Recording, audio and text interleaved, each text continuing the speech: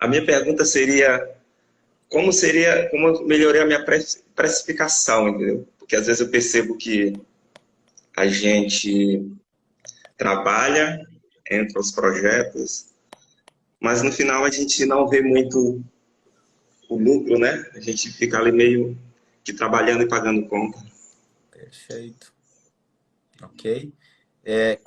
Quando você diz como melhorar a precificação, você se refere a quê? Você entendeu os custos? Você se refere ao cliente pagar o teu preço mais caro? O que exatamente? Não, entender o meu custo para que eu possa cobrar um preço que eu consiga pagar todas as minhas despesas e sobrar ainda alguma coisa. Não sei se eu estou cobrando muito, cobrando baixo, e aí às vezes interfere também, às vezes, nos projetos que às vezes a gente faz, e aí às vezes o cliente também não fecha, aí eu fico meio que perdido nesse jogo. Entendi. Ok. Então vamos lá. Vou fazer a pergunta que quando você me falou o teu problema, eu já imagino a resposta, mas eu vou te perguntar igual. Você fecha o DRE? A gente está começando a trabalhar com o DRE. A gente tem uma pessoa que nos ajuda e agora que a gente está começando a entender. A gente não tinha DRE até antes. Tá legal. Já chegou a fechar algum mês? A gente já fechamos algum mês. Já Só que fechou. às vezes as informações ainda não estão muito redondinha para a gente ter Tá um afinando ainda. número mesmo real. Tá legal. E a gente ainda está ainda se adaptando a isso ainda. Certo. E o teu CMV, quanto por cento ele ficou lá no DRE? Ele ficou lá, se não me falha a memória, com uns 22. 22%. 22 lá. A última vez que eu tive a reunião com... Porque a gente tem um consultor financeiro que nos ajuda aqui, né? Aí ele nos ajuda, mas em termos assim, eu mesmo, assim, agora que a gente está aprendendo a fazer isso, né? A gente Aham. ainda tem um pouco de dificuldade ainda em relação a isso, porque é como eu estava assistindo a live ainda agora do você com a moça aqui, e aí você falou um negócio muito interessante, então a gente entra sabendo alguma coisa. Então, como eu sei um pouco de projeto, de produção, conheço um pouco do aço, e aí a gente cai para dentro achando que a gente domina. Aí, no dia a dia a gente se depara com essas dificuldades com a finança, dificuldade com gestão, dificuldade com processo, e aí a gente começa a se atrapalhar. Perfeito, perfeito. Legal. O que acontece é assim, ó, que normalmente você tem assim, vendas suficiente. Venda não é o teu problema. Então, assim, a gente trabalha com os projetos. A gente fecha um exemplo, a gente faz um projeto agora, né, aí a gente só vai finalizar esse projeto daqui a um mês, 2 meses, 3 meses. Que tipo de E projeto aí é? como a gente trabalha com estrutura, por exemplo, quadra poliesportiva, a gente fecha uma quadra poliesportiva para executar ela, para deixar ela pronta para funcionar. E aí ela leva esse período, 2 meses, 3 meses, Aí você fecha uma, 4 meses, depois você fecha dependendo do outra, tamanho. é assim? Isso, é mais ou menos assim. Tá. Qual é o tamanho da tua equipe, para eu entender melhor? A minha equipe hoje a gente está em 13 13 pessoas. pessoas, certo. Então você aloca toda a equipe para um projeto depois que você fecha outro. A gente loca, dependendo do projeto, a gente loca toda a equipe num projeto, ou se o projeto for pequeno, coisa de semana, de 10 dias, aí a gente sai distribuindo.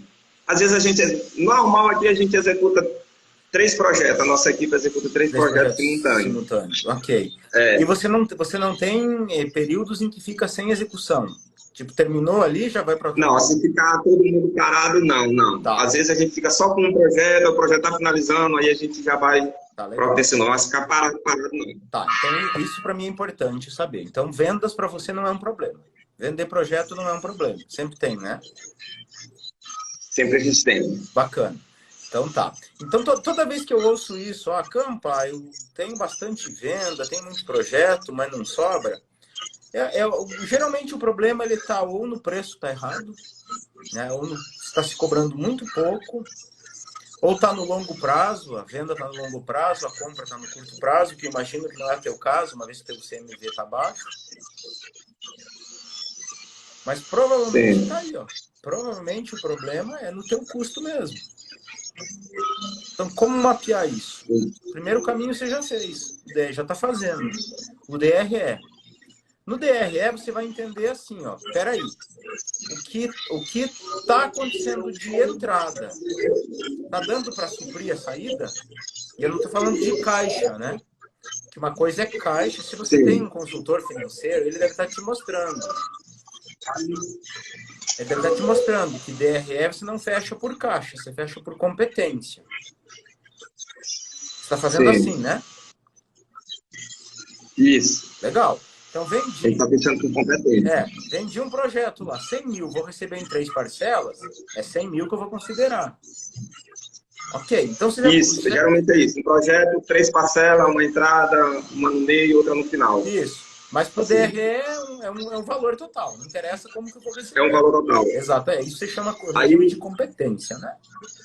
E aí, quando o projeto ele leva 2 meses, aí às vezes um mês, um exemplo, deu 100, no outro mês, lá um projetinho menor, uns 40, uns 20. Oscila, né? Fica mais ou menos, ele fica nisso. Exatamente. Não, normal, perfeito. Então você vai começar a entender isso agora. A hora que você rodar isso 2, 3 meses, 6 meses, você começa a ter um histórico e você começa a ver, opa, aqui deu bom, aqui não deu bom. Por quê? Porque a minha entrada ela está insuficiente para cobrir aquela minha saída. E não estou falando de caixa, né? Como a gente já conversou. Isso é uma coisa importante. A outra coisa importante é você olhar o custo do projeto. Não sei se você faz isso hoje. Como você faz isso? Fazer deve fazer, mas como você faz? O projeto a gente levanta, porque os projetos chegam e a gente levanta ali todo o custo de matéria-prima que vai ser utilizado para executar aquele projeto lá. Aí a gente bota também toda a questão da operação, impostos, o custo, né, todo o custo da operação, com o pessoal, com tudo isso, né? Hora e aí homem. No final a gente... Isso, hora homem. E no final a gente coloca lá 15%, 20% lá, que seria o lucro, né? Depois de todos esses custos lá. Custo mais 20%? Isso. Mas não está pesado a tua margem, não? Quando você paga de imposto? Hein? Quando você tira de imposto em cima disso? A gente está no simples, né? A gente está no simples ainda. A gente está no simples. Uhum. E aí você colocou já no custo ali. Tá bem. Já colocou ali no custo. Isso. Tá ok. Isso a gente pode fazer para matéria-prima. A gente pode um exemplo, um projeto de 200 mil. Aí o cara vai lá, coloca, por exemplo, 100 de matéria-prima, tudo que você vai utilizar para executar. Aí você coloca mais a questão da homem-hora, você coloca os custos fixos que vai acontecer dentro os custos que você vai ter tudo ali dentro daquela operação. Perfeito. Coloca o imposto ali que você paga ali, né? De cima para baixo. Gerado. Coloca de cima para baixo. Tá. A nota que vai ser gerada. E aí deu um montante lá, e esse montante, e aí a gente coloca 15%, 20%, que esse seria o lucro da empresa, né? Esse seria o lucro da empresa. Ó, tem uma coisa, assim, que eu quero te falar, Joaquim, que normalmente... Vou te falar para você ver se não pega aí com você, tá? Porque normalmente quem acaba trabalhando com execução de projetos de longo prazo, semana, um mês e meio, acaba às vezes isso acontecendo. Previu lá, bom, nesta fase do projeto vai levar 2 dias, essa fase vai levar 3 horas, vai isso aqui de material, o previsto, né? Todo projeto. Mas aí é o seguinte, aquilo que era para levar 2 dias, de repente levou 4, 5. Aquilo que era para levar 2 horas, levou 6 horas. Aquele material era para ir tanto de ferro, foi um tanto a mais, porque alguém errou. Aquela ida até o projeto, teve a volta, porque esqueceu uma ferramenta. Então, às vezes, isso são coisas que acabam não sendo mapeadas. E ali está indo dinheiro pelo ralo. Você consegue mapear isso hoje? A gente não consegue mapear. Às vezes, a gente só vai perceber isso quando a gente já está finalizando o projeto, que a gente vai ver. E, às vezes, aí a gente atrasou algumas coisas, aconteceu algumas coisas no meio, em período de chuva, chove, porque geralmente são projetos em áreas abertas. Não tem jeito, né? Você vai construir uma quadra poliesportiva, você não está debaixo. Sim. Você não tem uma cobertura para estar lá. Você está lá montando ali debaixo, ali no... Não. Fez sol, vai. Fez chuva, parou. Perfeito. Aí, às vezes, a entrega de material, às vezes um equipamento quebra. Aí a gente tem tudo essa... Tem essas variáveis, né? Mas uma coisa é assim, ó. Tá, eu vou levar uma semana para fazer, mas eu calculei ali tantas horas. Isso é uma coisa importante. Calculei tantas horas para execução daquele projeto. Tá, choveu a semana inteira, não deu para pegar. Ok, beleza, mas não me consumiu aquelas horas. Porque, de repente, o teu pessoal se realocou para uma outra obra que é fechada, por exemplo. Mas É mais ou menos assim. aquele projeto não consumiu aquelas horas. Bacana. Mas o que eu me refiro e me preocupo é assim, ó. Não, é para levar 10 horas para executar, o pessoal foi lá, mas em vez de levar 10, levou 15, levou 20. Isso acontece com você? Acontece. Acontece. E você consegue mapear isso? A gente ainda não parou para se atentar para isso. A gente não parou. Às vezes a gente fica tão agoniado de querer entregar logo o projeto porque já está chegando o prazo e aí a gente termina esticando essas horas que não foram previstas. Entra horas que não foram mapeadas, não foram contabilizadas essas horas.